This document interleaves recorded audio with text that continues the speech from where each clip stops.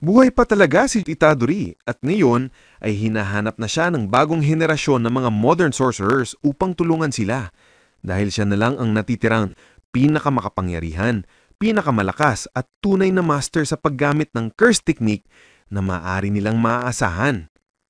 Ang lahat ng iyan at marami pang iba ay tatalakayin natin dito sa ating full chapter spoiler para sa Jujutsu Kaisen Modular Chapter 10.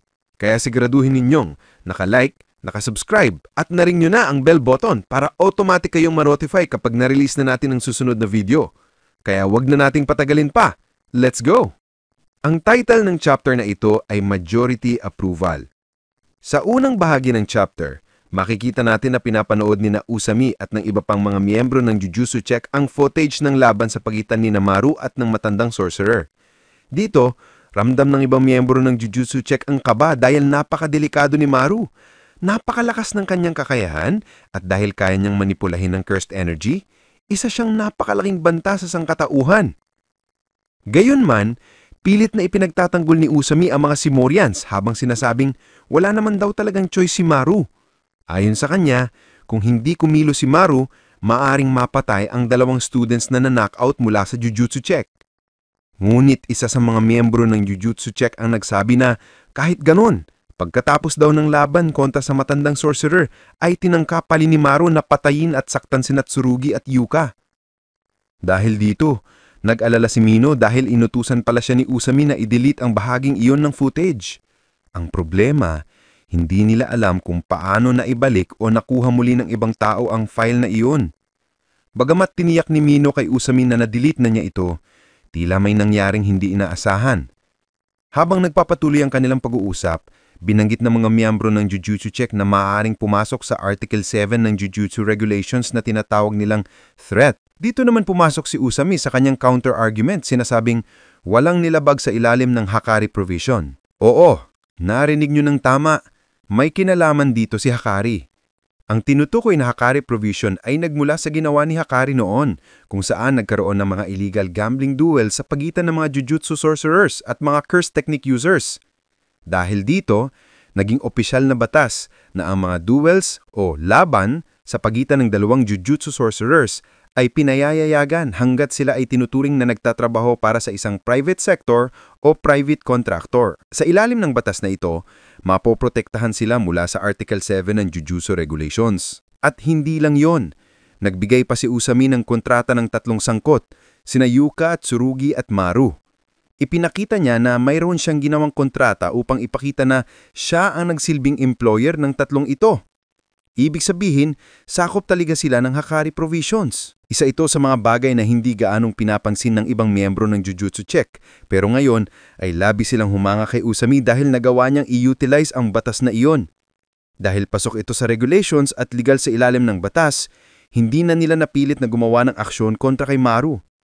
Dito naman napatanong ng isa sa mga miyembro ng Jujutsu Check kung bakit pinipilit ni Usami na ipagtanggol ang mga Simorians. Sagot ni Usami, kung patuloy nilang bababaan o didiskriminahin ang mga Simorians, sino pa ang gugustuhin makipag-coexist sa kanila? At dito magsisimula lahat. Ang idea na kung patuloy silang didiskriminahin, mawawala ang balanse at pagkakaisa ng mundo ng mga sorcerers. At alam din naman siguro ni Usami na kahit maglaban-laban sila ngayon, hindi pa rin sila mananalo sa mga Simorians dahil napaka-overpowered ng kanilang curse technique. Bukod pa roon, may isa pang napakalakas na individual sa mga Simorians, si Dabura. At dahil dyan, dito na papasok guys ang ating GOAT. Walang iba kundi si Yuji Itadori. Dahil alam nila na gipit na ang sitwasyon, kakailanganin nila ng mas malakas na manpower upang kahit papaano ay hindi isipin ng mga Simorians na mas mababa ang mga tao kaysa sa kanila.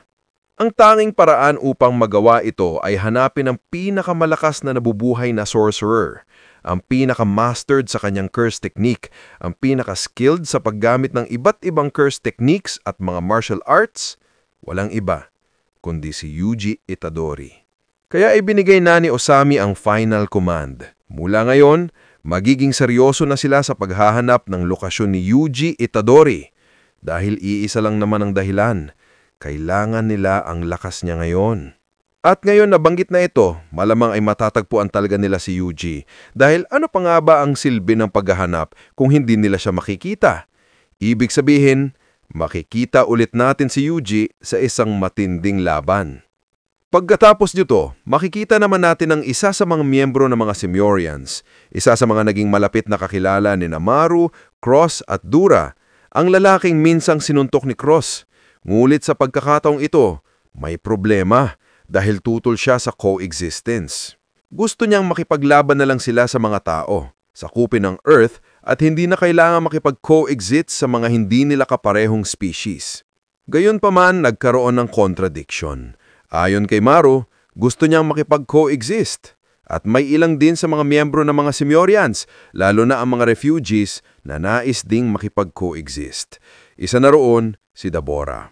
Ngunit kahit ganon, hindi pa ito kumpirmado dahil medyo malabo pa ang mga translations, kaya hindi pa natin masabing sigurado. Pero ayon sa isa sa mga translators, iyon ang lumabas sa kanilang interpretasyon. Hindi naman nagtagal, nagkaroon na ng official voting sa hanay ng mga Simyorians, kung saan lahat sila ay bumoto. Ngulit pagdating kina Cross, Jabaroma at Maru, mas mataas ang halaga ng kanilang mga boto. Hindi lang one vote ang katumbas, kaya mas mabigat ang impluensya nila sa resulta. Sa huli, dumating na ang final decision, at ang resulta ng botohan ay coexistence. Makikita natin sa chapter na ito ang napakatinding ekspresyon ni Maru. Galit na galit siya, bagamat hindi pa malinaw ang dahilan dahil wala pa ring official translations. Bukod pa ron, makikita rin natin ang maayos na interaksyon sa pagitan ng magkapatid na sina Tsurugi at Yuka, pati na rin ng kambal na sina Maru at Cross. Hindi na sila gaano nagkakaroon ng conflict. At makikita pa nga na nagpaplano sila ng bonding time, tulad ng paghahanap ng mga pagkain sa loob ng Earth. Marami pang mga pangyayari sa chapter na ito guys, pero dahil wala pang official translations, hindi pa natin ganap na matatalakay ang ibang mga pahina. Ang mahalagang bahagi ay ito. Alam na natin ngayon na buhay talaga si Yuji Itadori at nakumpirma rin sa chapter na ito na papasok na siya sa kwento. Hahanapin siya ni Usami at gagamitin siya bilang pinakamalakas na sandata ng sangkatauhan. At dyan nagtatapos ang ating chapter spoiler. Kaya siguraduhin ninyong nakalike at nakasubscribe na kayo para sa mga susunod pang video. Maraming salamat! This is Mr. AI Anime and see you guys again in my next video.